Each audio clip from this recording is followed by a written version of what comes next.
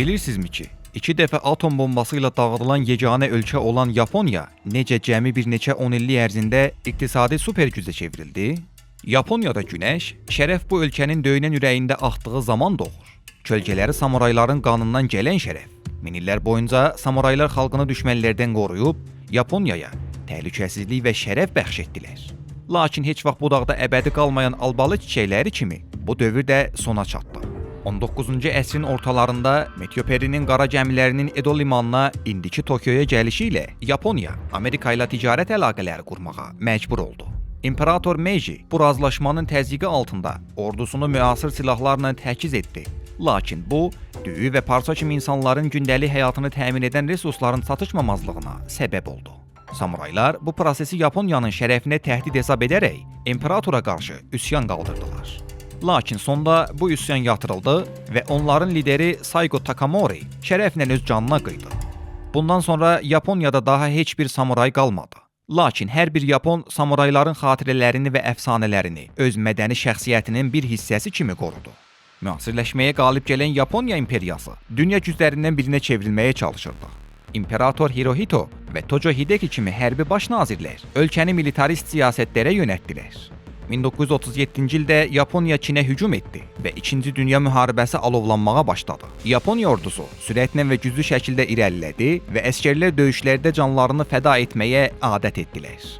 Lakin ABŞ və İngiltərənin sanksiyaları Yaponiya iqtisadiyyatını resurs çatışmamazlığı ilə üzləşdirdi və müharibənin davam etdirilməsini qeyri-mümkün etdi. Yaponiya liderləri bu mühasirəni qırmaq üçün hərbi dəniz qüvvələrinin komandanı Izoroku Yamamotoya ABŞ donanmasına Pearl Harbora hücum planını hazırlamağı tapşırdılar. 1941-ci ilin dekabrında Pearl Harbora hücum yalnız 2 saat davam etdi. Lakin məhz bu hadisə ABŞ-ın müharibəyə girməsinə səbəb oldu. Daha sonra Yaponiya Midway adasına nəzarət etmək üçün plan qurdu. Lakin donanmasının yüksək gücünə baxmayaraq ABŞ ordusu hücum planı haqqında xəbər tutdu və Yaponiyaya ağır məğlubiyyət yaşatdı. Bir neçə ay sonra Yamamoto Amerikalılar tərəfindən öldürüldü və Yaponiya ən böyük hərbi mütəfəkkirini itirdi. Bu iki məğlubiyyət müharibənin taleyini Yaponiyanın əleyhinə dəyişdi. Daha sonra Yaponiyanın müdafiə halqası tədricən yalnız 3 adayla məhdudlaşdı. Amerikan qüvvələri Saipana, sonra Iwo Jima'ya və nəhayət Okinawa'ya hücum edərək bu müdafiə xəttlərinin bir-birinin ardınca qırdılar. Okinawanın süqutu Yaponiyanın sonuydu. Bu dövrdə Yaponiya son ümidlərini arxalanırdı.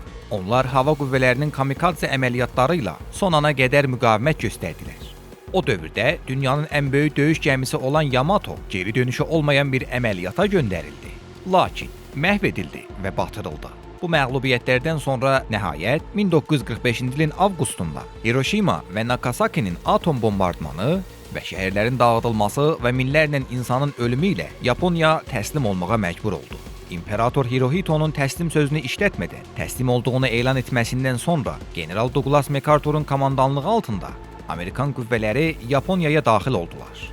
MacArthur Daiichi binasını Yaponiyanın işğal mərkəzi halına gətirdi və Yaponiyanı yeni bir infrastrukturla təmin etmək qərarına gəldi. O, Tojo Hideki də daxil olmaqla Yaponiya hərbi rəsmilərini həbs etdi və Tokyo məhkəməsini qurdu. Bəziləri, o cümlədən Tojo, həbs edilməzdən əvvəl intihara cəhd etdilər. Lakin Amerikan həkimlərinin müdaxiləsi ilə sağ qaldılar. Müharibə cinayətkarları arasında Pearl Harbora hücumda və müharibə ehtiyatlarının təmin edilməsindən əsas rol oynayan keçmiş sənaye naziri Kishi Nobusuke var idi. MacArthur'un qərarı ilə o, məhkəmədən kənarlaşdırılaraq Amerikaya göndərildi və daha sonra yeni siyasi sistemin güclülərindən oldu. MacArthur sonra demokratikləşmə prosesini sürətləndirdi. Onun dəstəyi ilə Yaponiya qadınlarının da ilk dəfə iştirak etdiyi parlament seçkiləri keçirildi. Yaponiya Liberal Demokrat Partiyası hakimiyyətin mərkəzi qüvvəsi oldu. Shigeru Yoshida baş nazirliyi altında yeni hökumət formalaşdı. Yaponiyanın yeni konstitusiyasının hazırlanması da birbaşa Amerikan hüquq komandasının rəhbərliyi altında həyata keçirildi.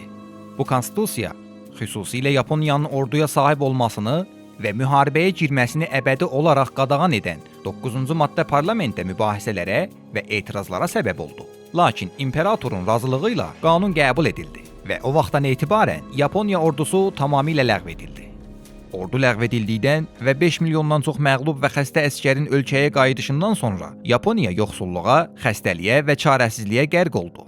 Atom partlayışlarının təsiri, şüalanmadan yaranan xəstəliklər və uşaqların və sağqalanların psixoloji yaraları illər sonra da davam etdi. Sosial yenidən qurma istiqamətində 26 Amerikalı müəllim təhsil sistemini yenidən yazmaq və müasirləşdirmək üçün Yaponiyaya göndərildi. Əvvəlki təhsil məzmunu, xüsusilə tarix və Şinto kimi millətçilik prinsipləri qadağan edildi və yerinə demokratiya və liberalizm əsaslı yeni məzmun qoyuldu. Pərişan iqtisadi və sosial şərait, eləcə də qida və sığınacaq çatışmazlığı kommunist hərəkatlarının böyüməsi üçün zəmin yaratdı. MacArthur bu hərəkatları yatıraraq mühitə nəzarəti ələ aldı və eyni zamanda Yaponiya iqtisadiyyatını idarə etmək üçün Amerikalı bankir və iqtisadi məsləhətçi Joseph Doge'u təyin etdi. Doge banklara nəzarət, vahid valyuta məzənnəsinin yaradılması və hökumətin iqtisadiyyata müdaxiləsinin azaldılması siyasətlərini həyata keçirərək Yaponiya iqtisadiyyatının planlaşdırılmasında yeni bir yol yaratdı və Yaponiyanın yeni iqtisadiyyatının təməlini qoydu. Koreya müharibəsinin başlanması Yaponiyanı ABŞ ordusu üçün böyük bir hərbi bazaya çevirdi. Amerikanın hərbi texnika təminatına cavabdeh olan Yaponiya sənaye istehsalı bu ölkənin iqtisadiyyatının dirçəlməsinə səbəb oldu. 1952-ci ilin aprelində Yoshida tərəfindən San Fransisko sülh müqaviləsinin imzalanması ilə Yaponiyanın müstəqilliyi tanındı. Lakin eyni zamanda baş nazir Yaponiya-Amerika təhlükəsizlik müqaviləsini imzalamağa məcbur edildi. Bu da ABŞ ordusunun Yaponiyada daha 8 il qalmasını təmin edirdi. 7 illik işğaldan sonra MacArthur Yaponiyanı tərk etdi. Lakin onun siyasətinin qalıqları Yaponiyanı əbədi dəyişdi. MacArthur tərəfindən edam cəzasından xilas edilmiş Kishi Nobusuke liberal partiyanın görkəmli liderlərindən biri və nəhayət 1950-ci illərdə Yaponiyanın baş naziri oldu. Ona qarşı Inejiro Asanuma kimi Amerikan hərbi iştirakının əleyhdarları mübarizə apardılar və hətta öldürüldülər. Lakin Kishi hökuməti polis gücündən istifadə edərək və parlament müxalifətini dağıdaraq 1960-cı il təhlükəsizlik müqaviləsini təsdiq etdi. Beləliklə, Amerikan ordusunun burada daimi qalmasını və Yaponiya ərazisində atom bombası saxlama imkanını təmin etdi. 1960 və 1970-ci illərdə Yaponiya tarixinin ən heyrətamiz yenidən qurma və iqtisadi böyümə dövrünü yaşadı ki, bu da 1964-cü il Tokyo Olimpiyadasına ev sahibliyi, avtomobil və elektronika sənayesinin inkişafı və eyni zamanda Yaponiyanın keyfiyyətli məhsullarının qlobal şöhrət tapması ilə davam etdi. Lakin 1980-ci illərdəki Amerika maliyyə böhranı Yaponiya maliyyə naziri Nobuo Takeshita'nın yenin dəyərinin artırılması barədə razılaşmanı imzaladığı Plaza sazişi ilə nəticələndi. Bu sazişin icrası kəskin bahalaşmaya, iqtisadi bərabərsizliyin yaranmasına və nəticədə maliyyə böhranına səbəb oldu.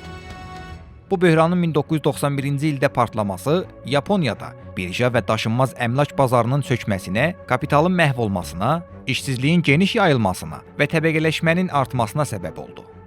Lakin iqtisadi dəyişikliklərlə yanaşı, Amerikanın Yaponiyanın 13 əyalətində, xüsusən də Okinavada hərbi iştirakı həmişə mübahisə və çoxsaylı cinayətlərin baş verməsinə səbəb olub. 1957-ci ildə Nakasakinin qətli və 1995-ci ildə 3 Amerikan əsgəri tərəfindən 12 yaşlı bir qızın qaçırılması və qətli bu cinayətlərin nümunələridir ki, Yaponiyada güclü xalq etirazlarına səbəb oldu. Bu etirazlara baxmayaraq, təhlükəsizlik müqavilələri qüvvədə qalmaqdadır.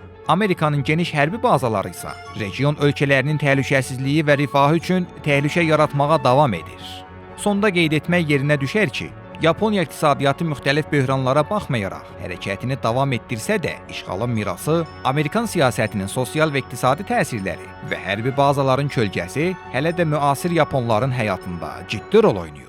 Bu sənədli film göstərir ki, Yaponiya samuray dövründən müasir dövrə qədər bütün acılar və qələbələrlə kollektiv şərəf yükünü və keçmişin yaralarını hələ də özündə daşıyır.